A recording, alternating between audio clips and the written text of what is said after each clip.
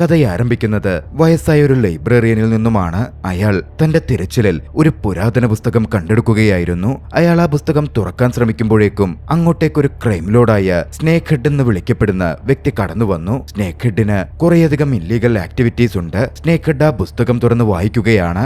അതിൽ വളരെയധികം ഇമ്പോർട്ടന്റ് ആയ ഒരു കാര്യം പറഞ്ഞിരുന്നു. സംഭവം എന്തെന്നാൽ ഓരോ 1000 കൊല്ലത്തിലും ഒരു കുട്ടി ജനിക്കപ്പെടും, അല്ലെങ്കിൽ ഒരു കുട്ടി തിരഞ്ഞെടുക്കപ്പെടും. ആ കുട്ടിക്ക് അതീന്ദ്രിയമായ ശക്തികൾ ഉണ്ടാകും. ദ മെഡാലിയൻ എന്നറിയപ്പെടുന്ന 2 ലോക്കറ്റുകളുണ്ട്.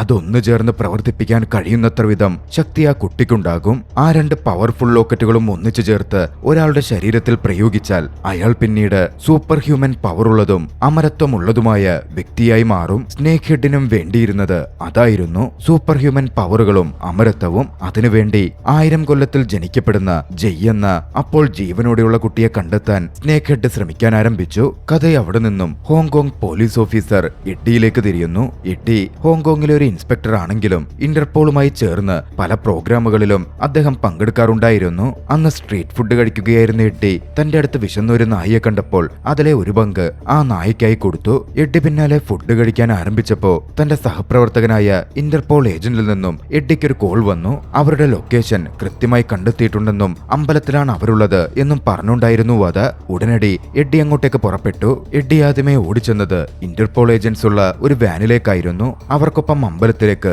എഡ്ഡി പുറപ്പെട്ടു ചെല്ലുകയാണ്. ഇതേ സമയം അവർ ആക്രമിക്കാനെത്തിയ അമ്പലത്തിൽ സ്നേക്ക് ഹെഡും സംഘവും അതിനു മുമ്പേ എത്തിയിരുന്നു. ജയ് എന്നു പേരുള്ള അതീന്ദ്രിയ ശക്തികളുള്ള ആ പയ്യനെയും അവർ കണ്ടെത്തി കഴിഞ്ഞു. എഡ്ഡിയുടെയും സംഘത്തിന്റെയും പ്രധാന ഉദ്ദേശം തന്നെ ക്രിമിനലായ സ്നേക്ക് ഹെഡിനെ അറസ്റ്റ് ചെയ്യുക, സ്നേക്ക് ഹെഡിന്റെ സംഘാംഗങ്ങളെ പിടികൂടുക എന്നതായിരുന്നു. ഇന്റർപോൾ ഏജന്റ്സ് അമ്പലത്തിനകത്തേക്ക് കടന്നു ചെന്ന് അവരെ പിടികൂടാനുള്ള ശ്രമം നടത്തി. പക്ഷെ നിർഭാഗ്യവശാൽ അവിടെ വിഗ്രഹങ്ങളല്ലാതെ ഒന്നും തന്നെ കാണുന്നുണ്ടായിരുന്നില്ല. ഈ സമയത്താണ് ഇന്റർപോളിന്റെ വാനിലിരിക്കുകയായിരുന്ന എഡ്ഡി ആ കാഴ്ച കണ്ടത്. തെരുവിലെ മാൻഹോളിൽ നിന്നും പ്രത്യേക തരത്തിലുള്ള ഒരു ലൈറ്റ് മുകളിലേക്ക് ഉയർന്നു വരുന്നു. ആ മാൻഹോൾ വഴി അവൻ അകത്തേക്ക് ചാടി. സംഭവം എന്തെന്നാൽ മാൻഹോളിനകത്തായിരുന്നു ജയ് എന്ന ശക്തിയുള്ള ആ കുട്ടിയെ സ്നേക്ക് ഹെഡും മറ്റും ഇരുത്തിയിരുന്നത്. സ്നേക്ക് ഹെഡിന്റെ നിർദ്ദേശപ്രകാരം ആ 2 മെഡാലിയനും ആ കുട്ടി യോജിപ്പിച്ചുകൊണ്ടിരിക്കുകയായിരുന്നു. അതിന്റെ ശക്തിയായിരുന്നു വെളിച്ചമായി മുകളിലേക്ക് ഉയർന്നിരുന്നത്. മാൻഹോളിലേക്ക് ഇറങ്ങിയ എഡ്ഡി അവിടെ നിൽക്കുന്ന സ്നേക്ക് ഹെഡിന്റെ ആളുകളെയും മറ്റും കാണുകയാണ്. ഇതേ സമയം സ്നേക്ക് ഹെഡ് ആ പയ്യന്റെ മുമ്പിലേക്ക് ചെന്ന് തനിക്ക് ആവശ്യമുള്ളത് എന്താണോ അതിങ്ങ് തന്നേക്കാൻ പറഞ്ഞു. ഈ സമയത്തായിരുന്നു എഡ്ഡി അവിടെ ഉണ്ടായിരുന്ന സ്നേക്ക് ഹെഡിന്റെ ആളുകളോട് ഫൈറ്റ് ചെയ്യുന്നത്. ഒടുവിൽ ആ കുട്ടിക്കടുത്തേക്കും എഡ്ഡി എത്തിച്ചേർന്നു. എഡ്ഡിയെ കണ്ടതും സ്നേക്ക് ഹെഡ് അവിടെ തീയിട്ട് രക്ഷപ്പെടാൻ ശ്രമിച്ചു. ചുറ്റിലും തീ പടർന്നെങ്കിലും ജയ് എന്ന ആ കുട്ടിയെ എഡ്ഡി രക്ഷപ്പെടുത്തി. പിന്നാലെ ഇന്റർപോൾ ഏജന്റ് വാട്സനും എഡ്ഡിയും സ്നേക്ക് ഹെഡ് രക്ഷപ്പെട്ടു പോകുന്നതിന് പിന്നാലെ ഓടിച്ചെന്നെങ്കിലും സ്നേക്ക് ഹെഡിന് അവരിൽ നിന്നും രക്ഷപ്പെട്ടു പോവാൻ കഴിഞ്ഞു. നിന്റെ മിസ്റ്റേക്ക് കൊണ്ടാ സ്നേക്ക് ഹെഡ് രക്ഷപ്പെട്ടത് എന്ന് പറഞ്ഞ് വാട്സൺ എഡ്ഡിയെ കുറ്റപ്പെടുത്തി. പക്ഷേ താൻ അയാളുടെ മുഖം വ്യക്തമായി കണ്ടിട്ടുണ്ട് എന്നായിരുന്നു എഡ്ഡിയുടെ മറുപടി. ഇതേ സമയം രക്ഷപ്പെട്ടു പോവുകയായിരുന്ന സ്നേക്ക് ഹെഡ് തന്റെ പങ്കാളിയായ ലെസ്റ്റർ വോങ്ങിനോട് സംസാരിക്കുകയായിരുന്നു. ആ പയ്യൻ ജയ്യെ ഡബ്ലിനിൽ താനുള്ള ഇടത്തേക്ക് എത്തിക്കാൻ വോങ്ങിനോട് പ്രത്യേകം അയാൾ എടുത്തു പറഞ്ഞു. 2 ആഴ്ച കഴിഞ്ഞ് എഡ്ഡി ഒരു റെസ്റ്റോറന്റിൽ ഭക്ഷണം കഴിച്ചുകൊണ്ടിരിക്കെ ഒരു മിഷനെ പറ്റിയുള്ള വിവരങ്ങൾ എഡ്ഡിക്ക് വന്നു. അന്ന് രാത്രി ഹോങ്കോങ് തുറമുഖത്ത് ഒരു കപ്പൽ എഡ്ഡി നിരീക്ഷിക്കുകയാണ്. ആ കപ്പലിൽ ഈ സമയം സ്നേക്ക് ഹെഡിന്റെ പ്രധാന കയ്യാളായ ലെസ്റ്റർ വോങ്ങും ഗിസ്കാർഡും ഉണ്ടായിരുന്നു. അവർ ഷിപ്പിലെ ഒരാളോട് തങ്ങളെ ആ കുട്ടിക്ക് അടുത്തേക്ക് കൊണ്ടുപോകൂ എന്ന് പറയുകയും ചെയ്തു. അധികം വൈകാതെ ആരുടെയും ശ്രദ്ധ പിടിക്കാതെ എഡ്ഡിയും തന്റെ ഗ്യാങ്ങും ആ ഷിപ്പിനകത്തേക്ക് കടന്നു കയറി. ഈ സമയം ആ ഷിപ്പിലെ ക്രൂ ജയ് എന്ന ആ കുട്ടിയെ ബന്ദിയാക്കി അങ്ങോട്ടേക്ക് കൊണ്ടുവന്നിട്ടുണ്ടായിരുന്നു. പിന്നാലെ സ്നേക്ക് ഹെഡ് അവരുമായി വീഡിയോ കോളിലൂടെ സംസാരിച്ചു. കുട്ടിയെ പറ്റി അറിഞ്ഞു. ആ കുട്ടിയെ ഒരു രാജകുമാരനെ പോലെ ട്രീറ്റ് ചെയ്യണം എന്നായിരുന്നു സ്നേക്ക് ഹെഡ് അവരോട് പ്രത്യേകം പറഞ്ഞത്. പിന്നാലെയാണ് അങ്ങോട്ടേക്ക് തീരദേശ പോലീസ് സംഘം ആ കപ്പലിനെ ചുറ്റിവളഞ്ഞെത്തുന്നത്. കപ്പൽ നിർത്തുവാൻ പോലീസ് ഉത്തരവിട്ടു. ഗിസ്കാർഡ് ഒട്ടും മടിച്ചല്ല, ഒരു റോക്കറ്റ് ലോഞ്ചർ എടുത്ത് പോലീസിന്റെ ഷിപ്പിലേക്ക് വെടിയുതിർക്കുകയാണ്. ഇതേസമയം കപ്പലിനകത്തുണ്ടായിരുന്ന ക്രിമിനൽ സംഘത്തിലെ ഒരാൾ എഡ്ഡിയെയും സംഘത്തെയും കണ്ടിരുന്നു. പിന്നെ പറയണ്ടല്ലോ, അവിടെ ഒരു ഏറ്റുമുട്ടൽ തന്നെ സംഭവിക്കുകയാണ്. എഡ്ഡിയുടെ ടീമിലെ പലരും ജീവൻ പേടിച്ച് ഷിപ്പിൽ നിന്ന് പുറത്തേക്ക് ചാടി. പക്ഷേ എഡ്ഡി അത്തരത്തിലൊരാളായിരുന്നില്ല.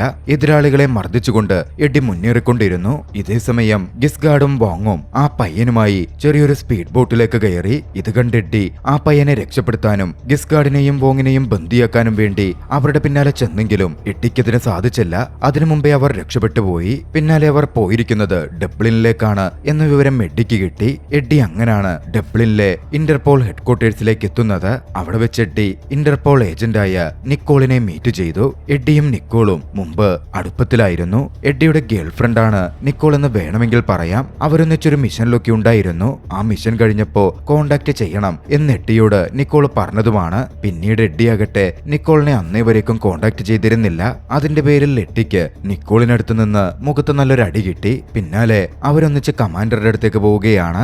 ഏജന്റ് വാട്സണും അവിടെയായിരുന്നു അപ്പോൾ ജോലി നോക്കിക്കൊണ്ടിരുന്നത്. സ്നേക് ഹെഡിനെ പിടികൂടാനുള്ള പുതിയ അന്വേഷണ പരമ്പരയുടെ ടീമിൽ എഡ്ഡിയും ഉൾപ്പെട്ടിട്ടുണ്ട് എന്ന് മനസ്സിലാക്കിയ വാട്സന് അത്ര സന്തോഷം തോന്നിയിരുന്നില്ല. എഡ്ഡിയുമായി പ്രവർത്തിച്ച മിഷൻസിലൊക്കെ വാട്സൺ അത്യാവശ്യം കുഴപ്പത്തിൽ ചെന്നയാടിയിട്ടുണ്ട്. അതുകൊണ്ടായിരുന്നു അത്. എഡ്ഡിക്കൊപ്പം വർക്ക് ചെയ്തില്ലെങ്കിൽ വാട്സനെ ഈ കേസിൽ നിന്ന് പുറത്താക്കുമെന്ന് കമാൻഡർ പറഞ്ഞപ്പോ എഡ്ഡിക്കൊപ്പം വർക്ക് ചെയ്യലല്ലാതെ വാട്സന് മറ്റു വഴികളുണ്ടായിരുന്നില്ല. വാട്സനും എഡ്ഡിയും തമ്മിൽ പിന്തുടർന്ന് ഓഫീസിൽ ചെന്നിരുന്നപ്പോ ഒന്നും രണ്ടും പറഞ്ഞ് വാക്കുതർക്കമുണ്ടായി. അവരുടെ തർക്കമൊക്കെ കണ്ട് നിങ്ങൾ രണ്ടുപേരും റിലേഷൻഷിപ്പിലാണോ, നിങ്ങള് സ്വർഗാനുരാഗികളാണോ എന്ന മട്ടിൽ വരെ അവിടെയുള്ളവരുടെ ചോദ്യമുയരുന്നുണ്ട്. അതുകൂടിയായതോടെ വാട്സന്റെ നിയന്ത്രണം വിട്ടു. ഞാൻ വീട്ടിലേക്ക് പോയി ഭാര്യയ്ക്ക് ഫുഡുണ്ടാക്കി കൊടുക്കാൻ പോകുമോ എന്ന് പറഞ്ഞ് വാട്സൺ അവിടെ നിന്നിറങ്ങി. എഡ്ഡി കാര്യം പഴയ മിഷന്റെ പേരിൽ വാട്സനോട് ക്ഷമയൊക്കെ ചോദിച്ചെങ്കിലും വാട്സൺ അടങ്ങുന്നുണ്ടായിരുന്നില്ല. ഇതൊക്കെ നിക്കോൾ നോക്കിക്കാണുന്നുണ്ടായിരുന്നു. നിക്കോൾ എഡ്ഡിക്കടുത്ത് ചെന്ന് പറഞ്ഞു, കാര്യങ്ങളൊക്കെ ശരിയാക്കാൻ എന്റെ കയ്യിലൊരു വഴിയുണ്ട്. പിന്നാലെ എഡ്ഡിയെയും കൂട്ടിക്കൊണ്ട് നിക്കോള് വാട്സന്റെ വീട്ടിലേക്ക് പോവുകയാണ്. വീട്ടിലേക്ക് കയറുന്നതിന് മുമ്പ് എഡ്ഡിയോട് നിക്കോൾ പറഞ്ഞു, വാട്സന്റെ കുടുംബത്തിന് വാട്സൺ ഒരു ഇന്റർപോൾ ഏജന്റാണ് എന്ന കാര്യമൊന്നും അറിയില്ല. ആളൊരു ലൈബ്രറിയനാണ് എന്നാണ് അവർ കരുതിയിരിക്കുന്നത്. അതുകൊണ്ട് ആ ഇമേജ് മെയിൻറ്റെയിൻ ചെയ്യണം. അവർ വാതിലിൽ മുട്ടി. വാട്സനായിരുന്നു വന്നു തുറന്നത്. ഏപ്രനൊക്കെ കെട്ടി കുക്ക് ചെയ്യുകയായിരുന്നു എന്നൊറ്റ നോട്ടത്തിൽ മനസ്സിലാവുന്ന തരത്തിലായിരുന്നു വാട്സന്റെ വരവ്. പിന്നാലെ വാട്സന്റെ ഭാര്യയും വന്നു. അതോടെ വാട്സന് അവരെ അങ്ങ് പറഞ്ഞയക്കാൻ പറ്റാത്ത അവസ്ഥയായി. നിങ്ങൾ ഡിന്നറിനുണ്ടാകുമോ എന്ന് വാട്സന്റെ ഭാര്യ ചോദിച്ചതും ഉണ്ടാകുമെന്ന് അവർ മറുപടിയും പറഞ്ഞു. വാട്സൺ ധൃതി പിടിച്ച് ഫുഡ് ഉണ്ടാക്കുന്നതിനിടയിൽ അവൻ വെച്ച് ഇറച്ചി കത്തിപ്പോയിരുന്നു. പിന്നാലെ എഡ്ഡി അടുക്കളയിലേക്ക് ചെന്നു. വാട്സനെ സഹായിച്ച് അവരൊന്നിച്ചായിരുന്നു അന്ന് ഫുഡ് ഉണ്ടാക്കിയത്. നിക്കോളും വാട്സന്റെ കുടുംബവും അതിശയത്തോടെ അത് നോക്കിക്കാണാൻ ചെയ്തു. രുചികരമായ ഭക്ഷണമായിരുന്നു. എല്ലാവരും ആസ്വദിച്ചു കഴിച്ചു. ഡിന്നറൊക്കെ കഴിഞ്ഞപ്പോ ചെറുതായി അവര് ഡ്രിങ്ക് കഴിച്ചു. നിക്കോളും എഡ്ഡിയും ചെറുതായി ഡാൻസ് ചെയ്യാൻ തുടങ്ങി. വാട്സനും ജോയിൻ ചെയ്തു.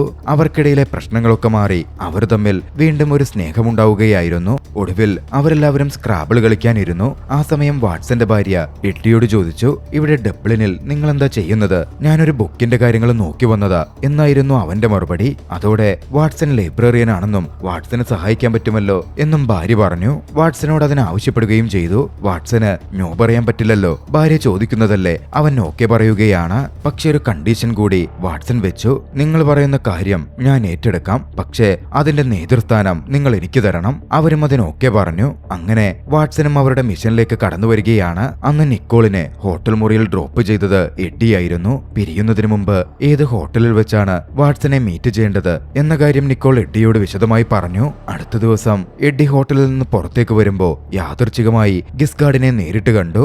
അതോടെ എഡ്ഡി ഗിസ്ഗാർഡിനെ ഫോളോ ചെയ്യാൻ തുടങ്ങി. ഓടിയ ഗിസ്ഗാർഡിന് പിന്നാലെ എഡ്ഡിയും വെച്ചുപിടിച്ചു.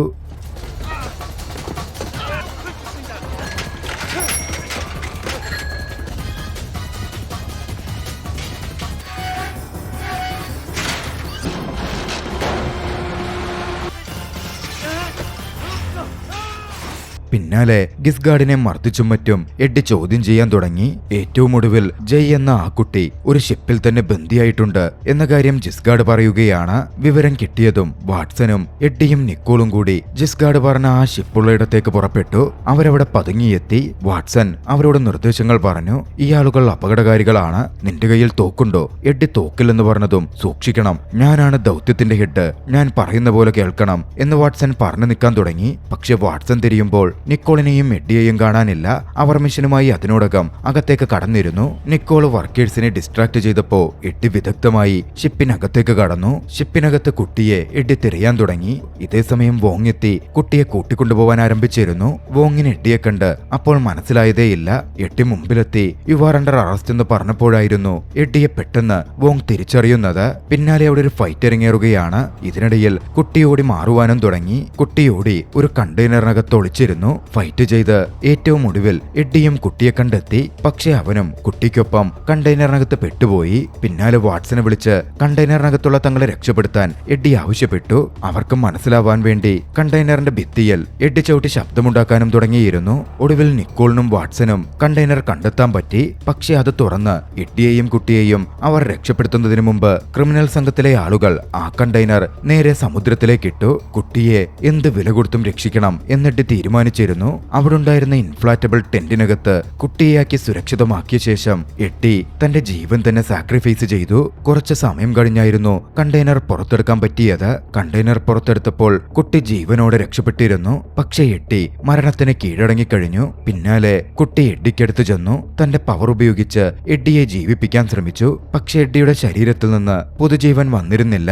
ഒടുവിൽ എഡ്ഡി മോർച്ചറിയിലേക്ക് മാറ്റപ്പെടുകയാണ്. നിക്കോളിന് വല്ലാതെ കരച്ചിൽ വരുന്നുണ്ടായിരുന്നു. കൺട്രോൾ ചെയ്യാൻ അവൾ ഒരുപാട് കഷ്ടപ്പെട്ടു. വാട്സനും തന്റെ സഹപ്രവർത്തകനെ രക്ഷിക്കാൻ പറ്റിയില്ലല്ലോ എന്നോർത്ത് സ്വയം കുറ്റബോധം തോന്നി. എഡ്ഡിയുടെ മൃതദേഹത്തെ നോക്കി വാട്സൺ ക്ഷമ പറഞ്ഞു. എല്ലാവരും പിരിഞ്ഞു പോന്നിട്ടും വാട്സൺ കുറച്ചുനേരം കൂടി അവിടെ നിന്നിരുന്നു. പെട്ടെന്ന് എഡ്ഡി വാട്സന്റെ പിന്നിൽ ജീവനോടെ വന്നു. നിങ്ങൾ എന്താ ഹോസ്പിറ്റലിൽ ചെയ്യുന്നേ? എന്റെ ഉടുപ്പൊക്കെ ഇവിടെ പോയി എന്നിട്ട് വാട്സനോട് ചോദിക്കുകയാണ്. എഡ്ഡിയെ അങ്ങനെ കണ്ടതും പ്രേതമാണെന്ന് കരുതി വാട്സൺ ഒറ്റയടിക്ക് ഞെട്ടിയിരുന്നു. പിന്നാലെ എഡ്ഡി സംസാരിച്ചപ്പോ വാട്സനൊന്നും മനസ്സിലായില്ല. നീയല്ലേ ഈ മരിച്ചു കിടക്കുന്നത് എന്ന് പറഞ്ഞ് എഡ്ഡിയുടെ മൃതദേഹം വാട്സൺ കാട്ടി. തന്റെ മൃതദേഹം കിടക്കുന്ന കണ്ട് എഡ്ഡിയും ഞെട്ടിയിരുന്നു. എന്താ നടന്നത് എന്നത് അവർ ചിന്തിക്കാൻ തുടങ്ങി. ആ കുട്ടിയായിരിക്കും നിന്നെ രക്ഷപ്പെടുത്തിയത്. അവൻ എന്തൊക്കെയോ ചെയ്യുന്നുണ്ടായിരുന്നു എന്ന് വാട്സൺ പറഞ്ഞപ്പോ എഡ്ഡിക്ക് ഏറെക്കുറെ കാര്യങ്ങൾ പിടികിട്ടി. വാട്സൺ പിന്നാലെ കുട്ടിയുടെ അടുത്ത് നിന്ന് കിട്ടിയിരുന്ന മെഡാലിയൻ പുറത്തെടുത്തു. അത് എഡ്ഡിയുടെ കയ്യിൽ ഏൽപ്പിച്ചു. മെഡാലിയൻ പുറത്ത് എഡ്ഡിയുടെ ശവശരീരത്തിന് മുകളിൽ വന്നതും ആ ശവശരീരം വായുവിൽ അലിഞ്ഞു ചേർന്നില്ലാതായി. എഡ്ഡിയത ജീവനോടെ അവശേഷിക്കുന്നു. വാട്സൺ പിന്നാലെ എഡ്ഡിയെ ജയ്യുടെ അടുത്തേക്ക് കൂട്ടിക്കൊണ്ടു ചെന്നു. ജയ്യാണെങ്കിൽ കുറച്ചായി ഭക്ഷണമൊന്നും കഴിക്കുന്നുണ്ടായിരുന്നില്ല. എഡ്ഡി എത്തി കുട്ടിക്ക് ഭക്ഷണം കൊടുക്കാൻ ശ്രമിച്ചെങ്കിലും അവൻ കഴിച്ചില്ല. അവർ കൊടുക്കുന്ന ഭക്ഷണം ആ കുട്ടിക്ക് പറ്റുമായിരുന്നില്ല. അതുകൊണ്ടായിരുന്നു അവൻ കഴിക്കാത്തതും. അങ്ങനെ അവർ രണ്ടു വഴിക്കായി പിരിയാൻ തുടങ്ങുകയായിരുന്നു. ആ സമയം കുട്ടി മെഡാലിയൻ വേർതിരിച്ച് 2 പീസാക്കി അതിലെ ഒരു പീസ് എഡ്ഡിയുടെ കയ്യിൽ കൊടുത്തു. ഇത് സൂക്ഷിക്കണമെന്നും പറഞ്ഞു. ആ സമയം കുട്ടിയെ കൂട്ടിക്കൊണ്ടുപോവുകയായിരുന്ന നഴ്സിന്റെ കാര്യത്തിൽ എഡ്ഡിക്ക് ചില സംശയങ്ങൾ തോന്നിയിരുന്നു. എഡ്ഡിയുടെ സംശയം തെറ്റിയിരുന്നില്ല. കുട്ടിയെ അവിടെ നിന്ന് കടത്തിക്കൊണ്ടുപോവാനായിരുന്നു സ്നേക്ക് ഹെഡ് ശ്രമിച്ചുകൊണ്ടിരുന്നത്. സ്നേക്ക് ഹെഡിന്റെ ആളുകൾ വേഷം മാറി ആശുപത്രിയിൽ എത്തിയതായിരുന്നു അത്. പിന്നെ പറയണ്ടല്ലോ, സ്നേക്ക് ഹെഡിന്റെ ആശുപത്രിയിലെത്തിയ ആളുകളുമായി ഒരു ഫൈറ്റ് തന്നെ ഇറങ്ങിയേറുകയാണ്.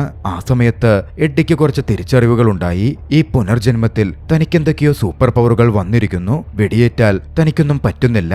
താൻ സുഖപ്പെട്ടു വരുന്നു. താനിപ്പോൾ അമരത്വമുള്ളവനായി മാറിയിരിക്കുന്നു. പിന്നാലെ നിക്കോളും ഏജൻസും വന്ന് കുട്ടിയെ രക്ഷപ്പെടുത്തി. പക്ഷേ വാട്സൺ എഡ്ഡിയെ നിക്കോളിന്റെ മുമ്പിലേക്ക് പറഞ്ഞുവിട്ടില്ല. എഡ്ഡി മരിച്ചുവെന്നവരൊക്കെ കരുതിയതാണല്ലോ. ഇപ്പോൾ എഡ്ഡിയെ നേരിട്ട് കണ്ടാൽ പ്രശ്നമായാലോ എന്ന് വാട്സൺ ചിന്തിച്ചിരുന്നു. കുട്ടിയെ നിക്കോളിനോട് കൂട്ടിക്കൊണ്ടുപോവാനും സുരക്ഷിതമായി നിക്കോളിന്റെ കൂടെ നിർത്താനും വാട്സൺ ആവശ്യപ്പെട്ടു. നിക്കോളും അതനുസരിച്ചു. നിക്കോള് പോയതിനു പിന്നാലെ എഡ്ഡി വാട്സൺ അടുത്തേക്ക് വന്നു. തനിക്കെന്തോ സംഭവിച്ചിട്ടുണ്ട്. തന്റെ ശരീരത്തിൽ മുറിവുകളൊന്നും ഉണ്ടാവുന്നില്ല എന്ന കാര്യം എഡ്ഡി വാട്സനെ അറിയിച്ചു. വാട്സൺ ഒരു കത്തി കൊണ്ട് എഡ്ഡിയെ കുത്തി നോക്കി. അതിൽ നിന്ന് പ്രകാശം വരുന്നു എന്നല്ലാതെ എഡ്ഡിയിൽ മുറിവുകൾ ഉണ്ടാവുന്നുണ്ടായിരുന്നില്ല. അതോടെ എഡ്ഡിക്ക് കൂടുതൽ കാര്യങ്ങളിൽ സംശയം തോന്നി. മറുവശത്ത് സ്നേക്ക് ഹെഡ് ആകട്ടെ തന്റെ ആളുകളിൽ നിന്ന് നടന്ന കാര്യങ്ങൾ മുഴുവനായും അറിഞ്ഞിരുന്നു. വാട്സനും എഡ്ഡിയും കൂടി തന്റെ പക്കലുള്ള മെഡാലിയന്റെ ഭാഗം കാണിച്ച് അതിനെപ്പറ്റി എക്സ്പേർട്ടുകളോട് ചോദിച്ചറിയാൻ ശ്രമിച്ചു. അവരിൽ നിന്നും ആ മെഡാലിയൻ എന്താണെന്നും അതിന്റെ പവർ എന്താണെന്നും സ്നേക്ക് ഹെഡ് എന്തിനാണ് കുട്ടിയുടെ പിന്നാലെ നടക്കുന്നത് എന്നുള്ള കാര്യവും അവർ തിരിച്ചറിഞ്ഞു. പിന്നാലെ നിക്കോളിന്റെ വീട്ടിലുള്ള ആ കുട്ടിയെ നേരിട്ട് കാണാൻ എഡ്ഡി പുറപ്പെട്ടു ചെല്ലുകയാണ്. ഇതേസമയം നിക്കോൾ ആകട്ടെ ജയ്ക്ക് ഫ്രൂട്ട്സ് ഒക്കെ കൊടുത്ത് അവനെ സന്തോഷിപ്പിക്കുകയായിരുന്നു. കുട്ടിയും സന്തോഷത്തോടെ ഫ്രൂട്ട്സ് കഴിച്ചു. എഡ്ഡി മരണപ്പെട്ടു എന്ന് ചിന്തിച്ച് നിക്കോൾ ആകെ അപ്സെറ്റ് ആയിരുന്നു. പക്ഷേ കുട്ടി പറഞ്ഞു എഡ്ഡി മരണപ്പെട്ടിട്ടില്ല, ജീവനോടെയുണ്ട്. നിക്കോൾ പക്ഷെ അത് വിശ്വസിക്കാൻ കൂട്ടാക്കിയില്ല. ആ സമയത്താണ് തന്റെ ശക്തി കൊണ്ട് നിക്കോളിന്റെ ബാൽക്കണിയിലേക്ക് ചാടിക്കയറിയൊക്കെ എഡ്ഡി അവിടെ എത്തുന്നത്. എഡ്ഡിയെ നേരിട്ട് കണ്ടപ്പോഴായിരുന്നു കുട്ടി പറഞ്ഞത് സത്യമാണ് എന്ന് നിക്കോൾ മനസ്സിലാക്കുന്നത്. പക്ഷേ അപ്പോഴേക്കും സ്നേക്ക് ഹെഡിന്റെ ഒരാൾ അങ്ങോട്ടേക്ക് കടന്നെത്തിയിരുന്നു. ഗ്ലാസ് പൊട്ടിച്ചകത്ത് കടന്ന അയാൾ കുട്ടിയെയും പൊക്കിയെടുത്ത് ഹെലികോപ്റ്ററിൽ രക്ഷപ്പെടാൻ തുടങ്ങി. എഡ്ഡി ഓടിവന്ന് കുട്ടിയെ രക്ഷപ്പെടുത്താൻ നോക്കിയെങ്കിലും എഡ്ഡിയുടെ ആ ശ്രമം വിജയിച്ചില്ല.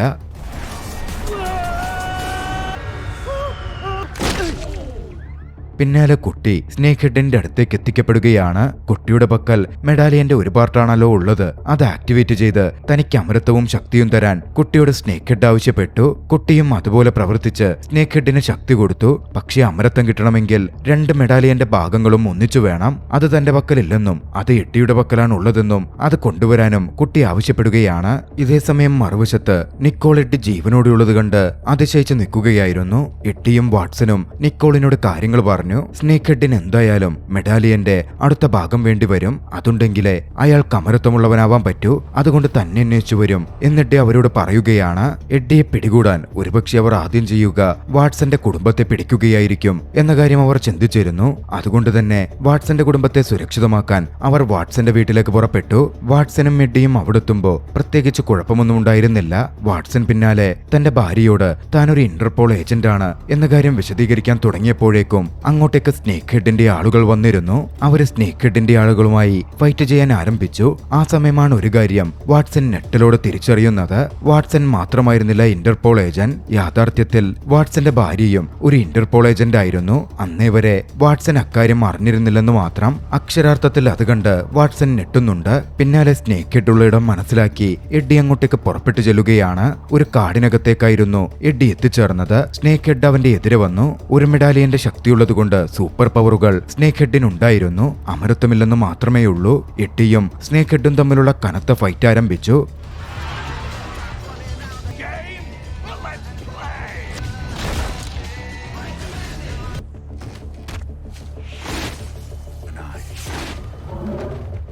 പക്ഷേ എന്തുകൊണ്ടോ പവർ കൂടുതൽ സ്നേക്ക് ഹെഡിനായിരുന്നു. എട്ടിക്ക് സ്നേക്ക് ഹെഡിന് മുമ്പിൽ പിടിച്ചു നിൽക്കാൻ പറ്റിയില്ല. മെഡാലിയന്റെ അടുത്ത ഭാഗവും എടുത്ത് സ്നേക്ക് ഹെഡ് അവിടെ നിന്ന് രക്ഷപ്പെട്ടു പോവുകയാണ്. ബോധം തെളിയുമ്പോൾ എട്ടി വാട്സന്റെ വീട്ടിലായിരുന്നു. സ്നേക്ക് ഹെഡ് അപ്പോൾ ഉള്ളത് എവിടെയാണ്, അവന്റെ ഒളിത്താവളം എവിടെയാണ് എന്ന് അതിനോടകം വിവരങ്ങൾ കിട്ടിയിരുന്നു. എഡ്ഡിയും നിക്കോളും ബൈക്കിൽ സ്നേക്ക് ഹെഡുള്ള ഇടത്തേക്ക് പുറപ്പെട്ടു. വാട്സൺ ആകട്ടെ തന്റെ സ്വകാര്യ വിമാനം പറത്തിയായിരുന്നു അങ്ങോട്ടേക്ക് പുറപ്പെട്ടത്. അങ്ങനെ എഡ്ഡിയും നിക്കോളും സ്നേക്ക് ഹെഡിന്റെ രഹസ്യ ബേസിലേക്ക് എത്തിച്ചേർന്നു. അവിടെ വെച്ച് എട്ടി സ്നേക്ക് ഹെഡിന്റെ ആളുകളോടും വോങ്ങിനോടും ഫൈറ്റ് ചെയ്യാൻ ആരംഭിച്ചു. ഫൈറ്റ് തുടർന്നുകൊണ്ടിരിക്കുമ്പോൾ അങ്ങോട്ടേക്ക് വാട്സൺ തന്റെ പ്ലെയിനുമായി എത്തി ഇടിച്ചു കയറുകയാണ്.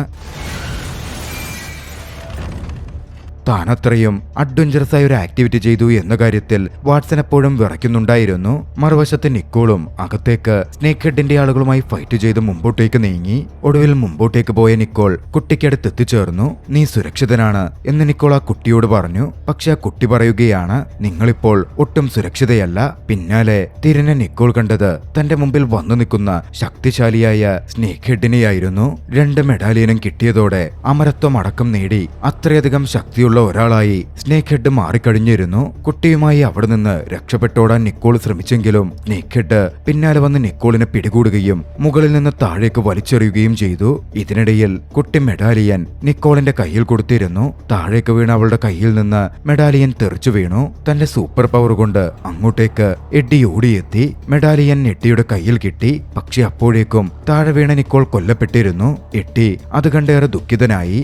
അത് കണ്ട് സ്നേക്ക് ഹെഡ് വിളിച്ചു പറഞ്ഞു, ഒരു മരണം അതത്രയുള്ളൂ, അത് കണ്ട് നീ ദുഃഖിക്കൊന്നും വേണ്ട. നമ്മൾ രണ്ടാളും ഇപ്പോൾ കൂടുതൽ ശക്തിയുള്ളവരും അമരത്വമുള്ളവരുമാണ്. എഡ്ഡി മുന്നിട്ട് ചെന്ന് സ്നേക്ക് ഹെഡിനെ ആക്രമിക്കുകയാണ്. അവർ തമ്മിൽ കനത്ത ഫൈറ്റ് ആരംഭിച്ചു. ഫൈറ്റിനിടയിൽ ഒരു ഘട്ടത്തിൽ കുട്ടി എഡ്ഡിയോട് പറഞ്ഞു, 2 മെഡാലിയനും ചേർത്ത് അയാളുടെ നേരെ വലിച്ചെറിയൂ. കുട്ടി പറഞ്ഞ പോലെ എഡ്ഡി പ്രവർത്തിക്കുകയാണ്. ആ മെഡാലിയൻ സ്നേക്ക് ഹെഡിന്റെ ദേഹത്ത് തറച്ചു. അതോടെ മെഡാലിയനിൽ അടക്കം ചെയ്ത ശക്തിശാലിയായ പാമ്പും മീനും പുറത്തു വരികയാണ്. ഡീമൻസിനെ പോലുള്ള അവ ആ മെഡാലിയനിലേക്ക് മെഡാലിയന്റെ പൂർണ്ണ ശക്തിയുള്ള സ്നേക്ക് ഹെഡിനെയും ആവാഹിക്കാൻ തുടങ്ങി. താൻ മാത്രം പെട്ടാൽ പോരാ, എഡ്ഡിയും പെടണമെന്ന് കരുതി എഡ്ഡിയെയും അതിലേക്ക് പിടിച്ചു ചേർക്കാൻ സ്നേക്ക് ഹെഡ് ശ്രമിച്ചെങ്കിലും ഒരു തരത്തിൽ എഡ്ഡി അതിൽ നിന്ന് പുറത്തു ചാടി. അങ്ങനെ ഡീമൻസിനൊപ്പം സ്നേക്ക് ഹെഡും ആ മെഡാലിയനിലേക്ക് അലിഞ്ഞു ചേർന്നു. പിന്നാലെ ആ മെഡാലിയൻ താഴെ ഭൂമിയിലേക്ക് പതിച്ചു. എഡ്ഡി പിന്നാലെ മെഡാലിയനുമായി കുട്ടിയുടെ അടുത്തേക്ക് ചെന്നു. നിക്കോളിനെ ജീവിതത്തിലേക്ക് തിരിച്ചു കൊണ്ടുവരാൻ പറ്റുമോ എന്നാ കുട്ടിയോട് ചോദിച്ചു. നിങ്ങളതിന് ശ്രമിച്ചു നോക്കൂ, നിങ്ങൾക്കതിന് നമുക്കതിന് സാധിക്കും എന്നായിരുന്നു കുട്ടി പറഞ്ഞത്. എട്ടി അത്തരത്തിൽ ശ്രമിച്ചു നോക്കി. എട്ടി അതിൽ വിജയിക്കുക തന്നെ ചെയ്തു. നിക്കോൾ ജീവിതത്തിലേക്ക് മടങ്ങിയെത്തി. പക്ഷേ തിരികെ വന്ന നിക്കോളിന് എഡ്ഡിയെപ്പോലെ അമരത്വവും സൂപ്പർ പവേഴ്സും ഉണ്ടായിരുന്നു. ലൈറ്റിൽ നിന്ന് ഇറങ്ങി വന്ന അവൾ എട്ടിയടുത്തേക്ക് വന്നപ്പോൾ ആദ്യം ദേഷ്യം കൊണ്ട് തല്ലി, പിന്നാലെ അവനെ ചുംബിച്ചു. അപ്പോഴാണ് വാട്സൺ കടന്നു വരുന്നത്. വാട്സൺ കുട്ടിക്ക് അടുത്തു ചെന്ന് തനിക്ക് ചുമയും ബുദ്ധിമുട്ടുമുണ്ട്, ശക്തി കൊണ്ട് തനിക്കും സുഖം തരൂ എന്നവൻ ആവശ്യപ്പെട്ടു. അത് കേട്ട് കുട്ടി ചിരിക്കുന്നുമുണ്ടായിരുന്നു. നിക്കോളും എട്ടിയും പിന്നാലെ അവിടെ നിന്ന് ഓടിപ്പോവുകയാണ്. സൂപ്പർ പവർ ഉള്ളതുകൊണ്ട് അത്രമേൽ വേഗത്തിലായിരുന്നു അവരുടെ പോവൽ. വാട്സൺ അത് കണ്ട് ഞെട്ടലോടെ നോക്കുന്നുണ്ട്. ഇതേസമയം കുട്ടിയാകട്ടെ അവിടെ ഒരു ഡയമെൻഷൻ ഹോൾ ഉണ്ടാക്കി അതുവഴി അവിടെ നിന്ന് ഡിസപ്പിയർ ആയി കടന്നു. വാട്സൺ എന്തു ചെയ്യണമെന്നറിയാതെ പകച്ചു നിൽക്കുകയായിരുന്നു. പവർഫുള്ളായി മാറിയ എഡ്ഡിയും നിക്കോളും വേഗത്തിൽ ഓടിക്കൊണ്ടിരിക്കുന്ന ദൃശ്യങ്ങളോടെ ചലച്ചിത്രം അവസാനിക്കുന്നു. രസകരമായ ഈ ചലച്ചിത്രം നിങ്ങൾക്കിഷ്ടമായെങ്കിൽ വീഡിയോ ലൈക്ക് ചെയ്യുക. അഭിപ്രായങ്ങളും നിർദ്ദേശങ്ങളും കമന്റുകളിൽ രേഖപ്പെടുത്തുക. കഴിയുമെങ്കിൽ ചാനൽ സബ്സ്ക്രൈബ് ചെയ്തും കൂട്ടുകാർക്ക് ഷെയർ ചെയ്തു കൊടുത്തും ഞങ്ങളെ സപ്പോർട്ട് ചെയ്യുക. അടുത്ത എപ്പിസോഡിൽ മറ്റൊരു മികച്ച ചലച്ചിത്രവുമായി നമുക്ക് കണ്ടുമുട്ടാം. അതുവരെ ബൈ.